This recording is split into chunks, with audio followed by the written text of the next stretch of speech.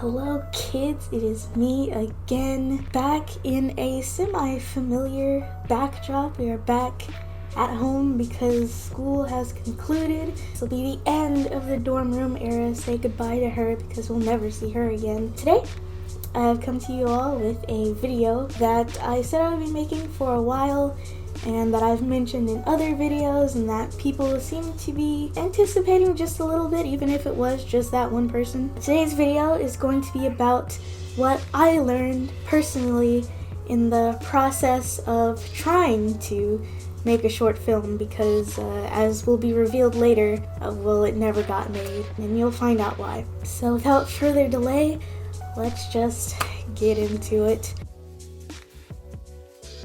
How the project started. If you don't know, I am a film student. I am majoring in film production at school, and as part of our film degree program, we have to take this class called directing, which is exactly what it sounds like. It's learning about directing film, short films, not really television, we mainly focused on film. So in this class, there was the expectation that each of us taking the class would create a film this semester.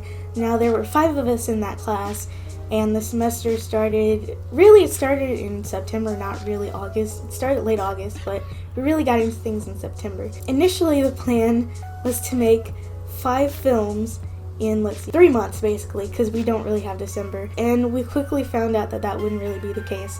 So it went down to 3 in 3 months, which is feasible. Once we planned it all out, it was pretty feasible, but in the end 0 films got made. So there was a emphasis to get mine done, since out of everyone in there, I was the only one who would be graduating this semester. There was a lot of focus on mine to get mine done this semester so that I could have something with my name on it by the time I graduated school. So what we first started with this film was the writing process. We didn't really concentrate too hard on writing since this wasn't a writing class, and we had writing classes previously where we did focus on writing, but we ended up taking a long time to actually get the script to a final iteration. What ended up happening was I started off with one idea and one way that I wanted to do it, and it ended up only kind of resembling what I started with. I think in total there have been 5 drafts of the script, and so far only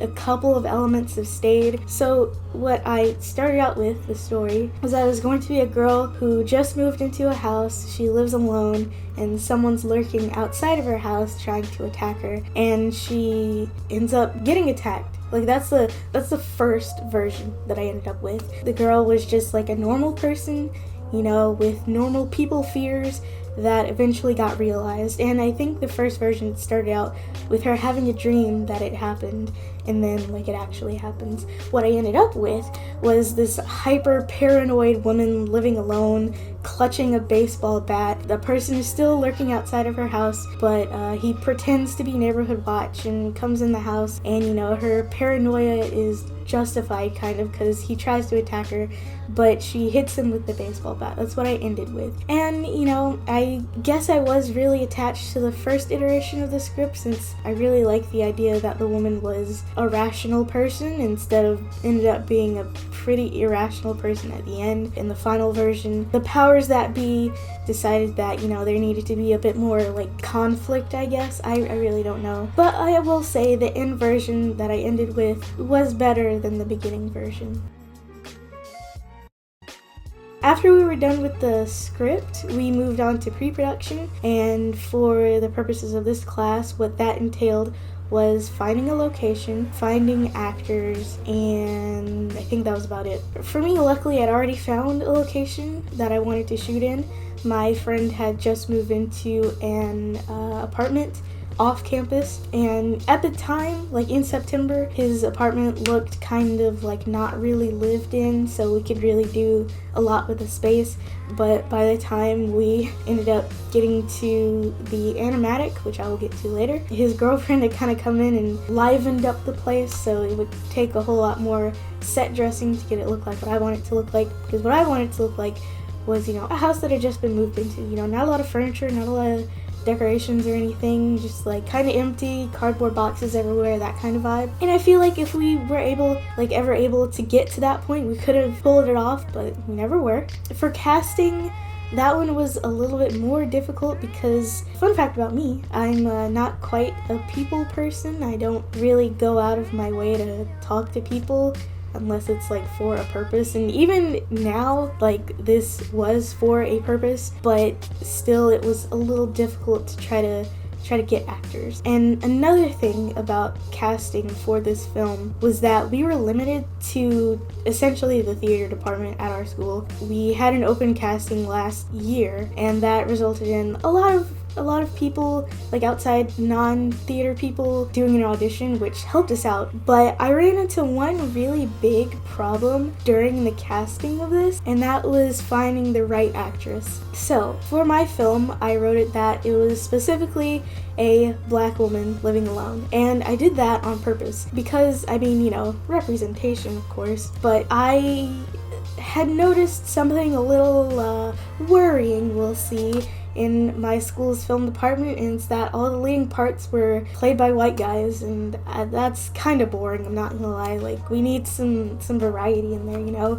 And a lot of the times it would be the same white guys. Our school isn't very big. There's maybe 3,000 students there, and the theater department, which we normally draw from to get actors for our films, is also not that big. I'm not really sure why this is the case, but the theater department at my school is mostly white, for the actors anyways. So my pool of actresses that I could pull from was very, very small. I did not have very many options. And even with the open casting that we had last year, we had one Black actress to audition. And this, I don't know why that was the case either, because I was involved with that open casting. And my job, even though I just said I'm not really a people person, but it was kind of hard for me to do that. But my job during that open casting was to go up to people and ask them, hey, do you want to audition? And I went up to plenty of Black people and Black girls, and none of them wanted to for whatever reason. I don't know, maybe I just chose the wrong ones. And the thing about my school is that it's pretty mixed demographic wise, so there's really no reason for that to be the case, but it was, and that gave me a considerable amount of trouble trying to find my leading actress. My supporting actor, who was going to be the neighborhood watchman, quote unquote, it wasn't really too hard to find a guy for that. Well, it kind of was. I was trying to find someone who was, I don't know, I guess imposing enough to be like a villain type character, and most of the kids there, they had, a lot of them had some severe baby face going on, which, like, I know that feeling. But, you know, I wanted someone who was more of an, or at least looked like an adult to play the Watchmen character, and eventually I ended up having to go with someone who didn't really fit the part, but at that point we were getting really close to the day, and I couldn't find anyone else. Finding actors was very, very difficult for me for this, for the reasons that I've just stated. So once we were a little bit through pre-production, going into closer to production, we had this thing called an animatic. And if you're familiar with animation at all, you should probably know what this is. It's like a rough version of the final film, just to, I guess, test things out. For animation anyway. For film, it's more or less the same. I'm not really sure how often they do these for, like, features, number one. Features, I don't know how much they do that, and for bigger budget things, I'm not really sure how much they do that either. For the one feature that I worked on, it really seemed like once we got to set, that was like the first time they actually brought a camera in to look at things, and like before each shot they were figuring things out as they went. Like, there was no planning there, but that was for that specific production, and I guess it varies for each production. For us, since we were fairly inexperienced, even though we were seniors, I never directed anything. Well, that's not true. I directed an episode of our canceled web series, and that also went really, really badly, but for like a variety of wholly different reasons. But I, for the most part, have never really directed anything before, and the director of photography that was assigned to me, or we were like paired together, he had shot a lot of things before, In fact, he shot like most of the stuff that we did, at least while I was there. So he had a lot of experience in that regard, in like, you know, shooting and lighting things, but I didn't have any experience directing things. If my only experience on set would have been like the first actual shoot,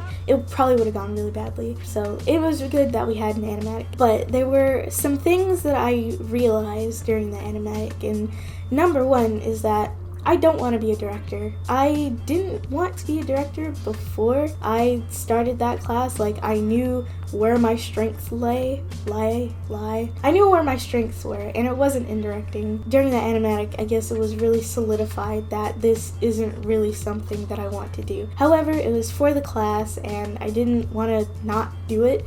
I mean, I thought I might as well give it my all while I could. So I couldn't really back out anyways, so I just went through with it, even though it wasn't going all that well. I guess it really helped to have the DP that I did, who was as experienced as he was. That definitely helped things out a lot, but I just realized, you know, for some reason, like, I knew exactly how I wanted this film to look, but I just couldn't do that for some reason. Like, there was a block between my brain and my mouth telling the stand-in what I wanted them to do. And I think there was also a lot of things going on during the animatic that made me not really focus on the acting that much, I guess, because number one, it was just a stand-in. This wasn't the final actress that we would have been using. And number two, the purpose of the animatic for us anyways is to get lighting and camera movement down. It's just for that, not really for acting or anything like that. The stand-ins just need to, you know, say their lines and move to the right places, hit their marks, and that's kind of it. Like, that's really all they need to do. We were also shooting this at night. It wasn't like night, like, this was back before the time change, so we were starting at like 6, 7, and just a lot of factors going together to make the animatic not as good as it could have been. However, I will say this, even though the animatic, the shoot itself, was not as successful as I wanted it to be, when I got all the footage and I went into Premiere to edit it, like, it felt a lot better. Like, I felt like I could turn it around, you know? I felt really bad from the animatic, but during editing, I felt like, you know, I could really do this, and that kind of rejuvenated me to make me want to do this thing, like, for real. After that, we had a meeting on the animatic. We were told, you know, what works, what doesn't work, and so we had to make some changes to the shot list because some shots were working, some shots weren't, and we had to change some things around. And that following Saturday, we were going to have not a second animatic, but we were just gonna go back into the location and try out the new shots that we had done, just to make sure they flowed well and to make sure that they worked. And we were fully prepared, able to do that. At this point, I was feeling a little bit disappointed that things weren't going exactly to plan, but we had plans in place to fix things, and that's really what mattered. However, that's not what ended up happening. If you saw my video, let's see, this is my last video about my feelings on being in person for an entire semester of school, you'll know that I guess I'll just retell it. So my friend, whose apartment we were supposed to be using as the primary the only location for this film, there was only one location, he and his girlfriend went to a party on Halloween without masks. We're social distancing. Turned out the host, he tested positive for COVID, and now everyone who was at that party, which I can't remember the exact number, but it was definitely over 10 people, they all had to go get tested too and self-quarantine. And so our second not really animatic was supposed to be that Saturday. That next week was when we were supposed to film. We were supposed to film on November the 14th, and that never ended up happening because for whatever reason, I don't know who is in charge of this or who decided this. This doesn't make any sense to me. Even though it was like Wednesday when we found all of this out, and the party was on Saturday, the previous Saturday from that Wednesday, they counted that Saturday towards his quarantine, so it didn't end up actually being 14 days. It was like less than that, and that didn't make any sense at all. But even with the revised stupid quarantine dates, we still wouldn't really be able to film in his apartment during that time. I also had a kind of sort of COVID scare myself because so they went to the party that Saturday, and then that Tuesday after class I hung out with both of them at their apartment for a couple of hours. Of course I didn't really wear a mask because I thought I was safe. Apparently I wasn't, and I had to make a mad dash that Wednesday evening and into the night to find an urgent care that could give me the test so I can figure out whether or not I might die in the next few months. That's really how I felt at the time. It was a very, very emotional time for me. Not because I wouldn't be able to shoot my film, but because I legitimately thought I was gonna die like that entire night until I got my test results back. I don't want to be like hyperbolic or anything, but that really affected me like mentally, like in a very, very bad way. Like I felt very down for several days following that event. Again, not because I couldn't shoot my film, but because I just had like a major health scare, and that really affected me negatively to the point where I figured that I can't do this film anymore. But before I decided that, we had to make a mad dash to try to reschedule. We had to decide whether or not we wanted to use an alternate location, and I didn't have any alternate locations. The DP I was working with, I asked him, hey, if you have any people in mind who live off campus and might be able to let us use their apartment to film in. He said he had a few people, but then during that meeting after the announcement, we found out that every single person that he had in mind as an alternate location was also at the party, so that wouldn't be happening. So I had to, again, like I said before, I am not the most outgoing person. The only person that I really knew who lived off campus was my friend whose apartment we were going to use. We had to decide whether or not we wanted to shoot on campus. One of our residence halls functions more like an apartment and one of their showrooms, but their showrooms are on the 3rd floor, so it didn't really work. I was willing to rewrite the script if that happened, but it never really got to that. We also had to reschedule the shoot because we couldn't shoot on the 14th like we originally planned to, but us rescheduling it also meant that our main actress would no longer be able to work with us because there's another event happening on the 14th. So I had to go through trying to find another actress. So I basically just had to make a mad dash to the theater's Instagram account to try to find if there's a single other black actress in this school that I could use. I ended up calling up to the theater department, and I asked a person who I believe was one of the chairs of the department how many black actresses they had, and she told me we had 3 in the entire department. 3 black actresses in the entire department. That's nothing. That's so little. I really don't understand what's going on there to have that be like that. Whatever. One of the actresses, our main actress, was already one of those 3, so I couldn't contact her. So I contacted the remaining 2. I ended up hearing back from very few of them, but at this point, I was so dejected about the entire thing that I tearfully decided to just cancel the whole project altogether because there's really no conceivable way that this would go well because we had such little time to actually plan any of this out. By this point, 14th has passed, and that next weekend was quickly approaching, and that's for our film department. We can only really shoot on the weekends, especially for night shoots and stuff, and just in general, I guess people have night classes and jobs and stuff. What I'm trying to say is we had a very limited amount of time, and we had a even more limited amount of alternate locations and alternate actors to use. I decided we couldn't do it. We just couldn't do it. So I sent our professor an email saying, hey, we can't do this. This is number one with the whole, COVID scare.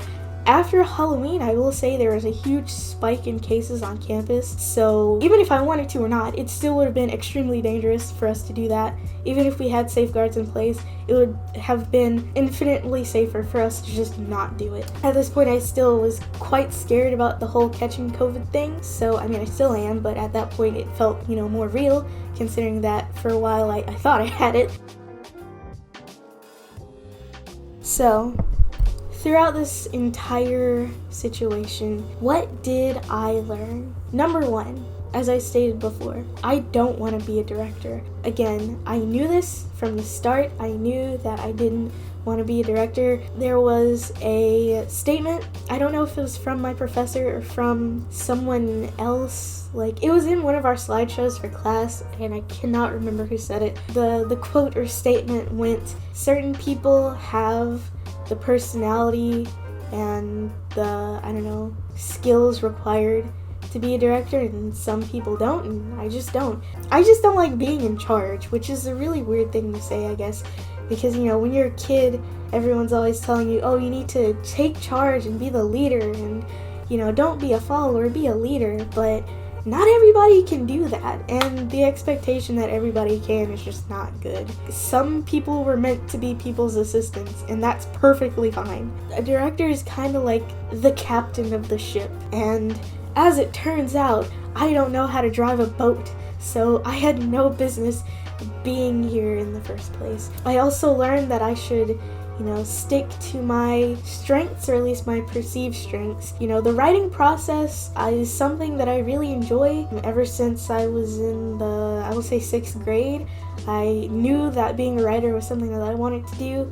You know, at that time, and really up until like 2 years ago, I thought that being a novelist was what I was going to do with my life, but I like writing screenplays a lot more, as it turns out, and I really enjoyed writing the screenplay for this film. Another, I guess, strength of mine would be video editing, I guess, and that is something that I would like to pursue as a career. Video editing wasn't really something that I've done for as long as I've done, like, you know, writing, but editing is a little different. It's only something that I really did a whole lot, like, in the last couple of years. It was at that point that I learned, you know, this is something that I could do, like, as a career, and I've decided that is something that I do want to do as a career. And I did really enjoy editing even just the animatic for this film. That was a whole lot of fun, just like, you know, putting it together, making sure everything flowed correctly. I had specific color grading for this too, where it started off kind of a more blue, cool tone, and it ended off